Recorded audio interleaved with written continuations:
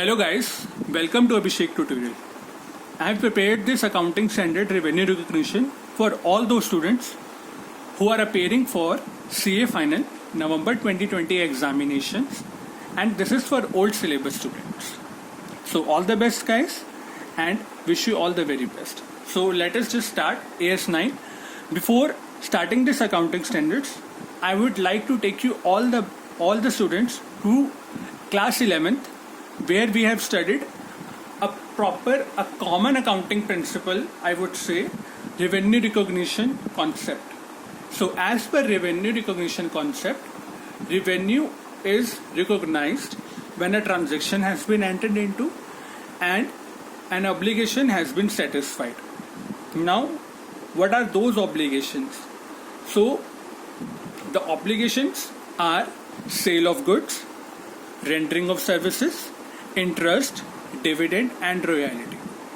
Now as far as applicability is concerned, as I have explained you earlier, these standard is applicable on sale of goods, rendering of services, interest, dividend and royalty. Now the mere emphasis of revenue recognition standard is on the obligation, irrespective of the actual amount of receipt which is received by the seller or the service provider, as the case may be.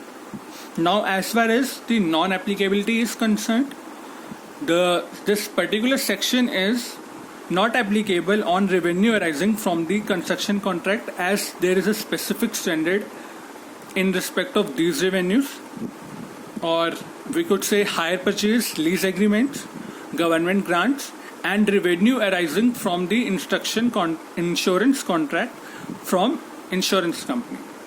Now first of all, we need to know what revenue is. Revenue is the gross inflow of cash, receivables or other consideration arising out of ordinary activities of an enterprise.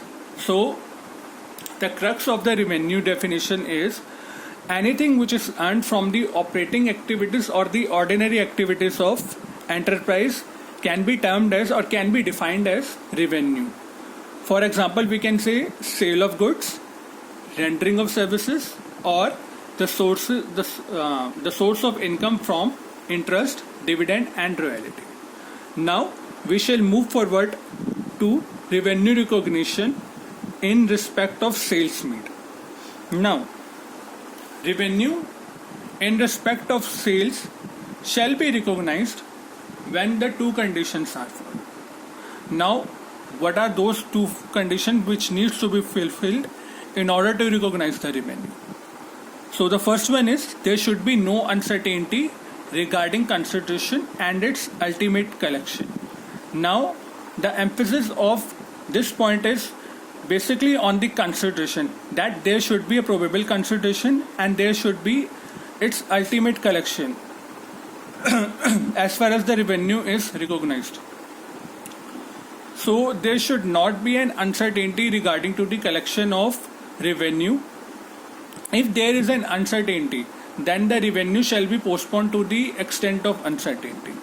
Second point, the ownership has been transferred or the delivery of goods has been made, or we can say that, simply state that the goods have been delivered to the buyer from this seller. Now what does ownership mean? Ownership means significant risk or rewards attributable to the particular goods or services. Suppose a buyer purchases a machinery from a seller, then the economic benefits arise from those machinery shall be attributable to the buyer, as well as the risk and rewards connected with that machinery will be borne by the buyer as well. Now we shall move forward and look at another case where the sale is assured under a forward contract or a government guarantee. Since in this case the uncertainty of revenue recognition exists, therefore the goods shall be valued at net realizable value and it shall be recognized in profit and loss account.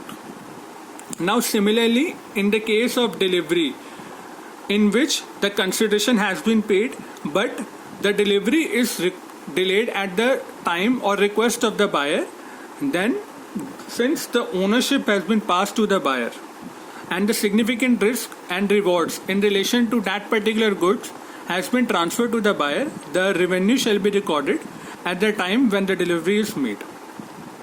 Now we shall move forward to the revenue recognition in respect of services performed. Now similarly, the two conditions need to be followed in respect of services performed. First of all, there should be no uncertainty regarding consideration, which is similar to the one of the conditions prescribed in the revenue recognition as far as sale is concerned and its ultimate collection. Therefore, I can say that probable consideration should be there in the transaction, or its ultimate collection should be required in order to recognize the revenue, and the services should have been performed. Now, the services should have been performed in case there's a proportionate completion method of service take place. Like in construction contract, the contractor undertakes to construct a building, and slowly and steadily building develops. In that case, the revenue shall be recognized in proportion to the performance of each act, as we have read in AS7 construction contract. Similarly, in completed service method, where services can be completed in a one go or in a one act, or services could be performed in more than one act, but the services yet to be performed are significant in relation to the transaction, and it is attributable and without that services the revenue cannot be attributable to the whole transaction. Then in this case, revenue shall be recognized only when the services are completed or it is substantially completed. Now, as far as the revenue recognition in respect of interest income is concerned, the revenue shall be recognized on the basis of time proportion, and the amount outstanding and the rate applicable shall be taken into the account when the revenue is recognized. Let us explain you with an example. Suppose a company is closing its books of account, and it has generated the interest income for the month of January, February, March.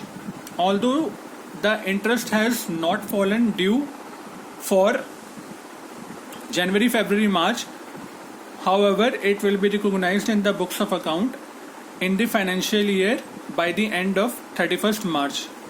We all know the due dates of interest is 30th June or 31st December. But in that case, the revenue which is recognized, the income which is generated from the interest in the month of January, February, March shall be recognized in the month of March, or shall be recorded in the books of account by 31st March. Now, as far as royalty is concerned, the revenue will be recognized on accrual basis on the basis of terms of agreement. And as far as dividend is concerned, the dividend income shall be recognized when the owner's right to receive the payment is established. We can say that in an AGM where it has been declared that the dividend shall be paid to the shareholders, then the dividend shall be recognized on the basis of owner's right to receive the payment. Now, a specific question came into everybody's mind, that what happens when the uncertainties are coming in respect of revenue recognition.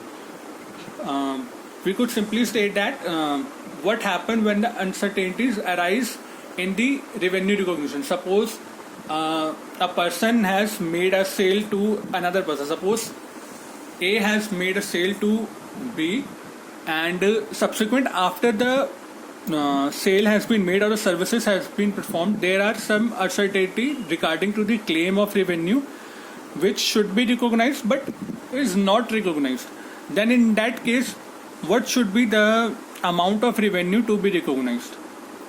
So in that case, revenue recognition is postponed to the extent of uncertainty involved, and the uncertainty should be deflected by the way of provision. So we can say that a separate provision should be made to reflect the uncertainty rather than to adjust the amount of originally recorded. Now let us explain with this example. Suppose A made a sale to B for rupees 1 lakh.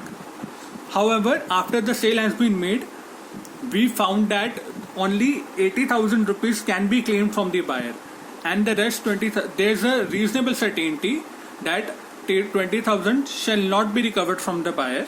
In that case, we have recorded the entry on our books at the time of sale, that is 1 lakh. Okay, so if after the after subsequent to the sale of goods, we found that only 80,000 can be recovered from the buyer, in that case, we shall not change the entry of the recorded entry, that is 1 lakh.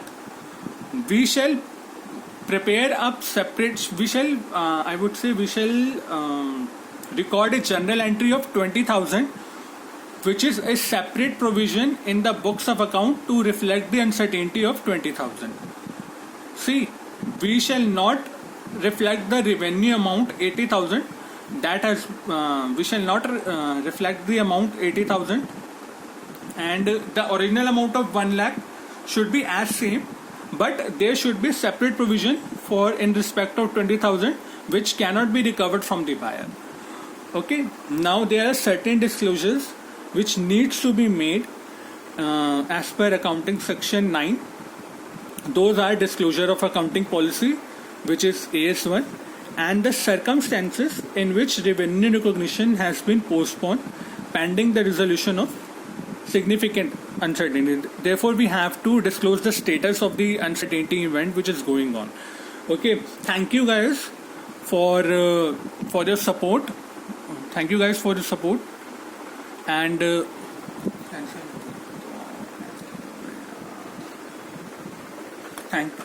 thank you guys for the support, and I would like to request you to kindly subscribe my channel and post your comments below in case of any queries on this.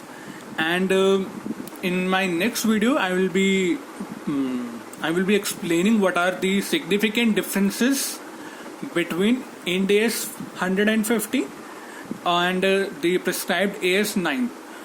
Okay, and for those who feel uncomfortable or who feel difficulties in English language, I am preparing a special session for those in Hindi language also, as far as this AS9 is concerned. So thank you guys, and wish you all the best for your examinations in advance.